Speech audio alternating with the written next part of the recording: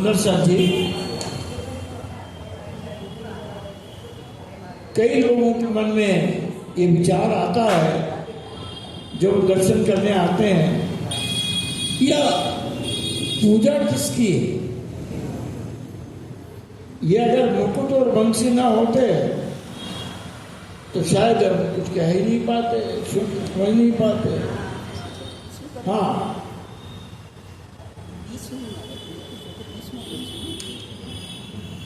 तो सुंदर साथ जी, दुनिया के तमाम मंदिरों में जो दर्शन हैं प्रतिमाओं के रूप में, वो भी व्यर्थ नहीं है, वो किसी न किसी बात का प्रतीक है। उनकी चर्चा मैं नहीं करूंगा।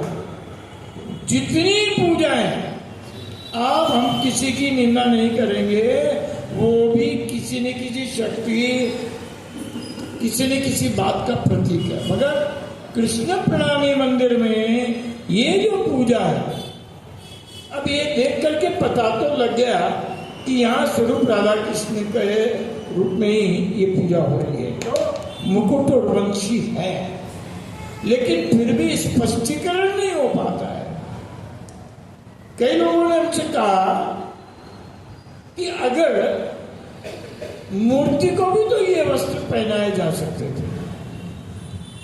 जैसे हम उनको जब विश्लेषण करते हैं तो ये कहते हैं कि आप मूर्ति बना करके राधा कृष्ण की, उनको भी ये वस्त्र धारण, मुकुट बंशी धारण करवा सकते थे। तो हर प्रकार से उसका जवाब है। अगर चाहेंगे तो शास्त्रों में बिल्कुल स्पष्ट वर्णन है कि मूर्ति पूजा क्यों नहीं होनी चाहिए।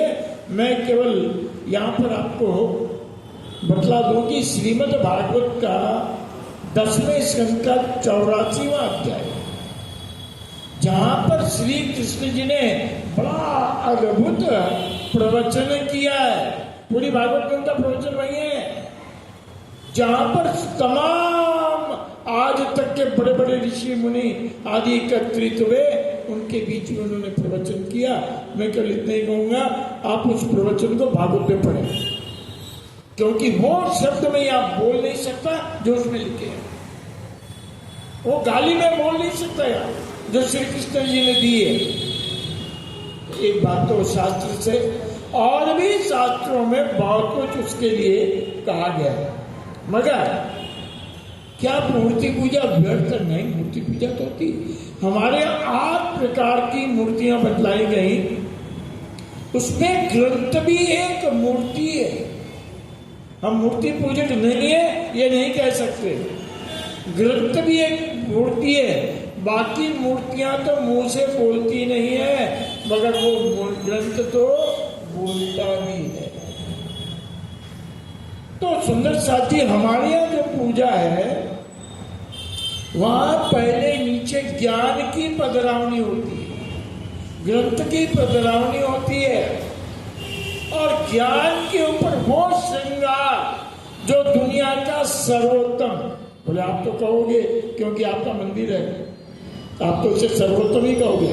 मैं आपको सिद्ध कर देता हूं कि ये सर्वोत्तम है। देखिए, एक चींटी, कहीं चीनी का दाना पड़ा हो तो वहां सर पर पहुंच जाएगी, हमें दिखता भी नहीं होगा, मगर चींटी को क्यों? उस चींटी का आनंद उस दाने में। इसी प्रकार इन आत्माओं के आनंद के विषय में हमारे शास्त्र क्या कहते हैं, हमारे गुरुजन क्या कहते हैं, आज तक का जो शब्द वांगम है वो क्या कहता है, किस स्वरूप में वो आनंद छिपा है, मैं बहुत संक्षिप्त में सुना रहा हूं। हालांकि इसकी चर्चा पहले हो चुकी है, मैंने बड़े विस्तार से की है, ठीक फिर भी। तो सुंदर साथी, इतनी प्रतिमाएं, इतना सब कुछ आप देखते हैं जहां जाते हैं, मैं आपसे ही प्रश्न कर लूं कि इन सारी पूजाओं में सबसे आनंद का स्वरूप कौन सा है? क्योंकि हम आनंद के लिए कर रहे हैं, अखंड आनंद के लिए। तो उस अखंड आनंद का स्वरूप शास्त्रों में किस रूप में आया वो बतलाइए। तो सुंदर साथी, हर प्रतिमा अपनी शक्ति का प्रदर्शन करती है, अपने स्वरूप का प्रदर्शन करती है, लेकिन हमारे यहाँ जो स्वरूप है वो आनंद का स्वरूप है। बोले कैसे आनंद का स्वरूप? तो सुंदर साथी, ये छवि रास की है। सारे शब्द वांग्मय में श्रीमद् भागवत अंतिम पुराण है और गीता जी अंतिम उपनिषद है, वेदांत है। उसी भागवत ने 12 स्कंद में 10वां स्कंद प्रमुख है। 10वें में भी 90 अध्याय में 35 अध्याय और 35 में भी रास पंचाध्याय प्रमुख है। और रास का साक्षात स्वरूप कैसा है तो हम मूर्ति बना नहीं सकते, क्योंकि मूर्ति तो हमारी बनाई होती है। हाँ, मगर उस समय श्री कृष्ण और राधा जी ने क्या धारण किया, कैसा स्वरूप धारण किया, उसकी छवि हमारे मंदिरों में होती है। ये रास की छवि है, आनंद की छवि है। नीचे क्या है? ज्ञान। ऊपर क्या? आनंद। हम किसके उपासक हुए? ज्ञान और आनंद के उपासक हैं। ये तो हुई शास्त्रों की बात और प्रैक्टिकल व्यवहारिक बात कि हम आनंद और ज्ञान की पूजा करते हैं और उसकी छवि रात से बढ़कर दुनिया में कोई नहीं आई। अब एक प्रैक्टिकल बात कहता हूं, प्रश्न आपसे करूंगा, जवाब अपने आप मिल जाएगा। मुझे बताइए कि परमात्मा ने आपको बनाया कि आपने परमात्मा को बनाया? जवाब दे दीजिए जल्दी से। परमात्मा ने हमको बनाया। इन मूर्तियों को किसने बनाया? हमारा बनाया परमात्मा हो गया? अरे नहीं भाई, हम परमात्मा को कहां से बना सकते हैं? परमात्मा ने हमको बनाया है। तो ये प्रैक्टिकल बात है कि ये जितने भगवान हैं, देवता हैं, मूर्तियां हैं, ये हमारी बनाई हुई है। तो हमारी जैसी चाहना, जैसी विद्या, जैसा ज्ञान, जैसी बुद्धि हुई वैसी प्रतिमा बना दी। और मजे की बात है, वो भी एक जैसे नहीं। आप द्वारिका में जाओ तो कृष्ण अलग जी दिख रहे हैं, श्रीनाथ जी में जाओ तो अलग दिख रहे हैं, तिरुपति में जाओ तो अलग दिख रहे हैं।